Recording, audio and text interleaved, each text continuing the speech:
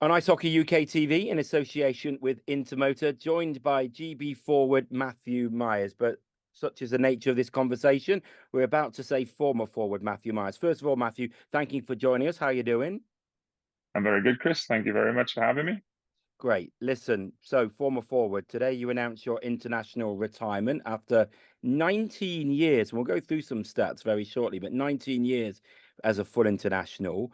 What now? Why now? What's made that decision that you want to effectively hang up the skates at an international level?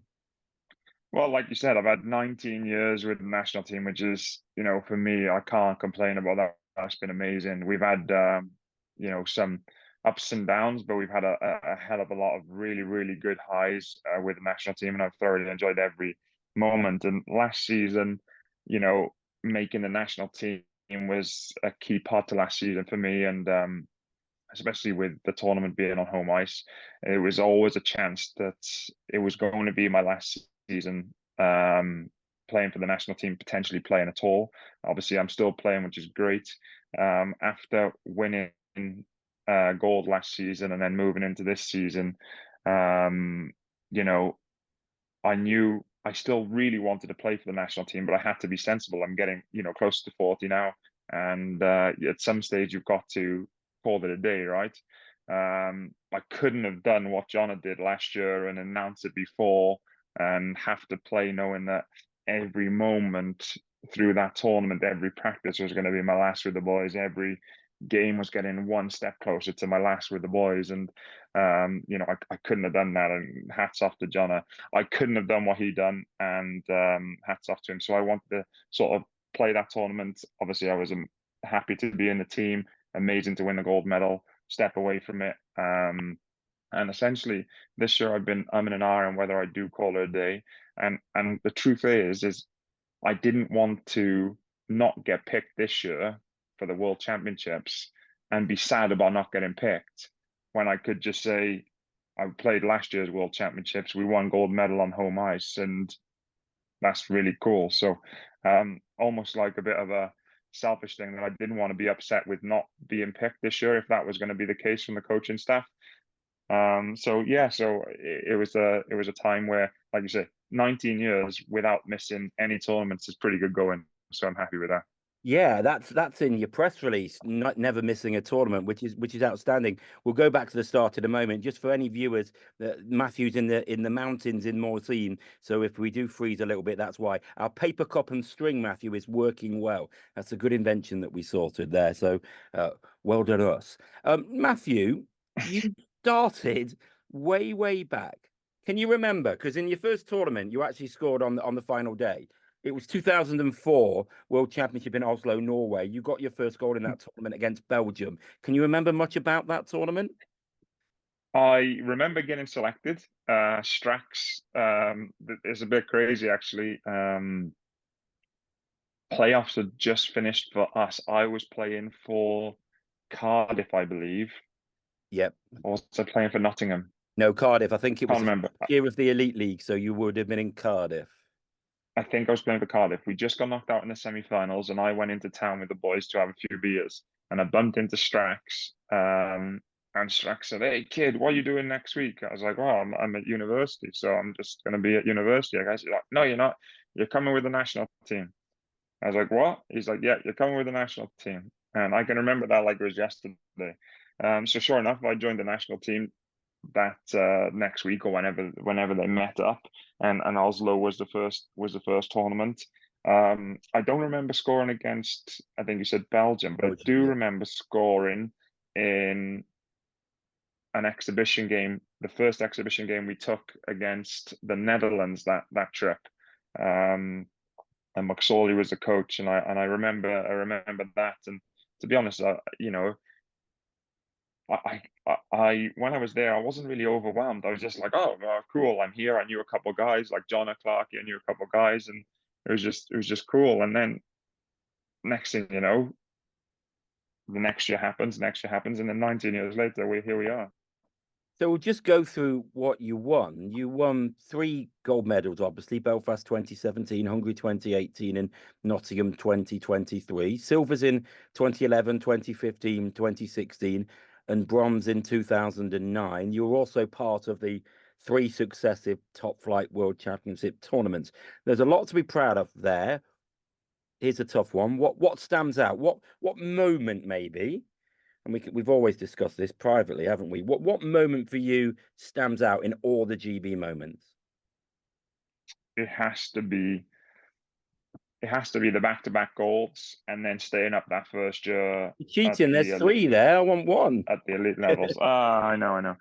Um, okay, if you want one, I think winning the second gold in Hungary is the highlight. And the reason I picked that over staying up, which is an amazing achievement in itself, we were the first team to do it, I think, in like 13 years at the time. Um, because in order to gain promotion, we had to win 4 or 5 games against really strong competition. We were the lowest ranked team in that tournament. Everybody thought they were gonna, take an easy victory against us, and that didn't happen. And we put together, you know, 4 or 5. Even the game we lost against Kazakhstan that tournament, we still put together a reasonably good performance against a really really strong Kazakhstan team. And then an amazing moment against Hungary with a pack building, Farms, Dowdy, Bouncy.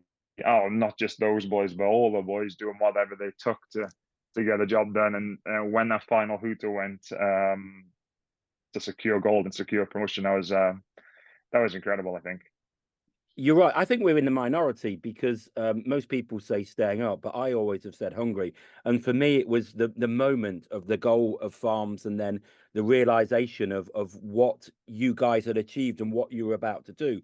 And I know you've talked about this publicly before, but you say that it's really fascinating because I think you said this in the documentary, and I think you might know where I'm going about your emotional moment. So you had that emotional moment where we tried to do a live interview and you couldn't speak. And then reflecting on it, you said you used to laugh at people watching on TV saying, I'm too emotional, I can't speak. Of course you can. But then it happened to you. I mean, I guess that kind of, did it not sum up that the enormity of what little old Great Britain had achieved, that's probably why that moment was so special. Absolutely, yeah, yeah. Like you said, Chris. I said it at the interview. I said it to you. When we've been out for beers. You see these people, actors, sport, pardon me, actors and sports stars, and they say, "I'm sorry, I'm lost for words. I can't. I'm too emotional to speak." And I always thought, "Oh, what a load of rubbish that is." But truly, it happened to me. I got overcome with emotion. Like you said, we were expected to get relegated that tournament, lose every game, and we showed up, we did a job, and it was just an amazing thing to think. After, for me at that point, it'd probably been say 15 years or ish, 14 years of trying to win medals, trying to win gold medals and gain promotion and get to the highest divisions that we could, and obviously that is the highest division. And all of a sudden, within 2 years, we've gone from Pool C to Pool A, and it's just it was crazy. When you played in that first year against the top flight teams, and if you remember, America were quite stacked and Canada, did you have to kind of pinch yourself, but then quickly go, actually, I'm a hockey player. I've got a job to do. Um, I didn't have to pinch myself because I've never, with me never really watching the NHL, I didn't really know many of the players anyway, so I wasn't sort of like that. But what I did realize is it's Canada, it's America, it's Finland, all these major nations playing, and just the whole setup around the rink, the media coverage that was there with not just us, but with everybody. Um, for example, little things like having a police escort to the rink. Yeah. That doesn't happen. That's not a thing that happens. But all of a sudden, you go to the World Championships, you get police escorts. Well, cool. Yeah. So there was loads of things which were like, this is amazing. But yeah, you have to quickly switch your brain on for every game because the level of competition was insanely high. And if you switched off for a moment, the puck was in the back of your net. And we did concede a lot of goals that tournament, but against the best competition in the world. So, and ultimately we managed to stay up, which was our goal when we took to the ice that tournament. Matthew, you end with 114 appearances, just two behind your good friend Jonathan Phillips, 116. You're one of only a select few to make 100 caps. It strikes me that the 100 cap day was a special moment, wasn't it? Not only did you win 100 caps, Jonathan gave you the captaincy, and I know we didn't win, but to top it off, you scored. But that must have been a right special day. Yeah, no, that was again, that was one of those days which kind of hit me with emotion because getting to the 100 caps, that wasn't emotional for me. That was just another day, another game, and it's cool to get to 100 caps, but it wasn't something that I was like, I have to get to 100 caps. What was more the reason I was overcome with emotion is that John had given me the C, which, like you say, is a good friend of mine.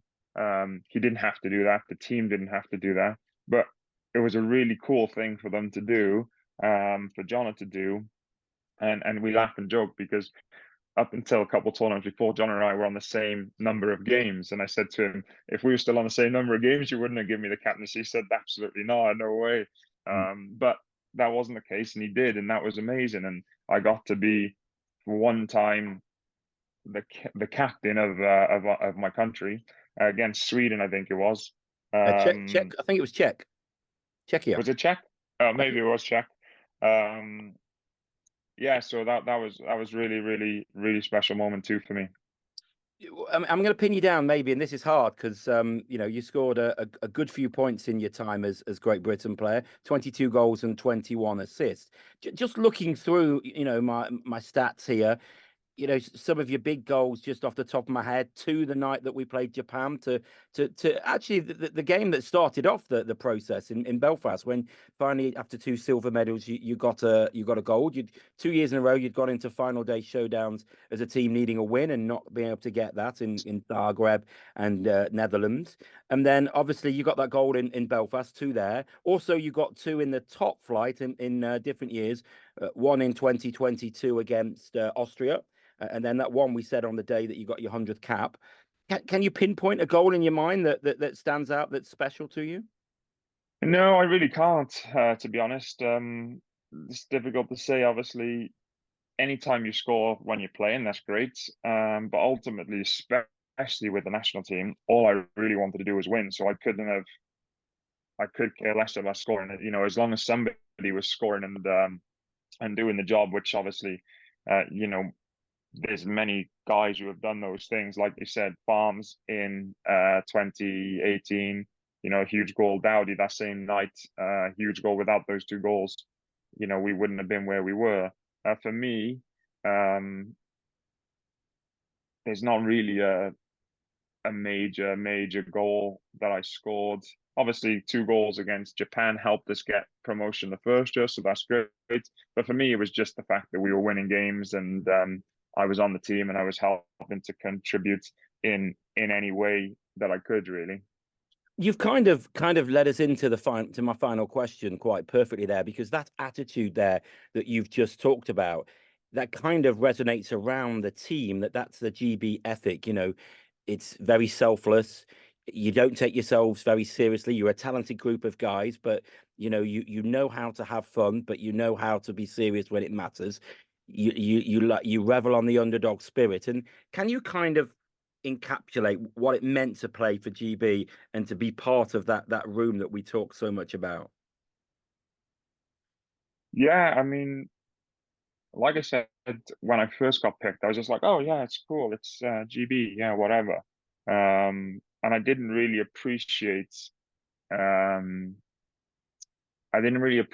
when I was younger, that's for sure. Um, I definitely started to appreciate